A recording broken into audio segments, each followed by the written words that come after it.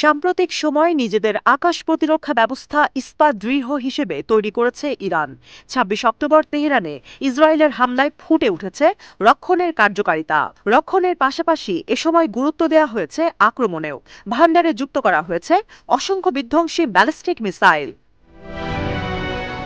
১৯৭৯ সালে ইসলামিক বিপ্লবের মাধ্যমে ইরানের ক্ষমতায় আসেন রুহুল্লাহ খোমেনি। ৮০-এর দশক থেকেই জোর দেওয়া হয় মিসাইল তৈরির দিকে। Washington post for near east পলিসির সিনিয়র ফেলো ফারজিন নাদিমি জানান, মিসাইল তৈরির প্রাথমিক লক্ষ্য ছিল বাগদাদ দখল করা এবং সাদ্দাম হোসেনের পতন নিশ্চিত করা।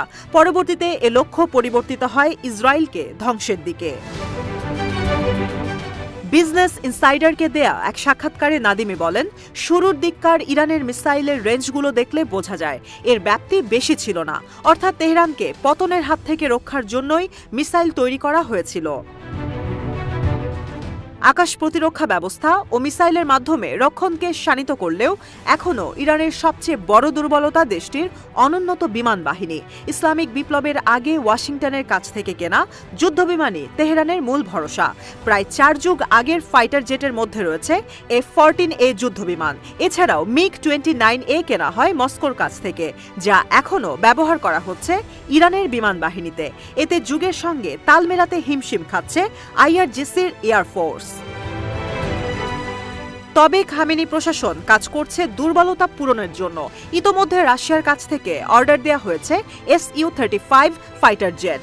যদিও ইউক্রেনের সঙ্গে প্রায় ৩ বছরব্যাপী যুদ্ধের কারণে প্রতিনিয়ত পেছাচ্ছে চালান, যা তেহরানের জন্য বাড়িয়ে তুলছে সংকট।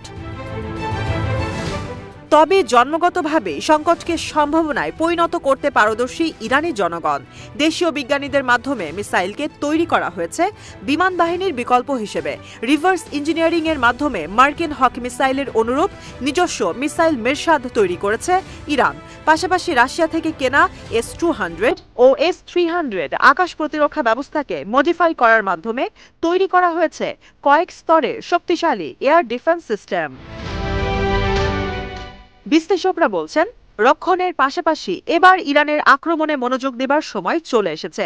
বিমান বাহিনীকে শক্তিশালী করার জন্য রাশিয়ার পাশাপাশি ঝুঁকতে হবে চীনের দিকেও। আরেকটি বিকল্প হিসেবে রয়েছে উত্তর কোরিয়া। সব পরিকল্পনা ভেস্তে গেলে খামেনি প্রশাসনের হাতে খোলা থাকবে একটাই পথ, বাজির ঘোড়া পরমাণু অস্ত্র তৈরি।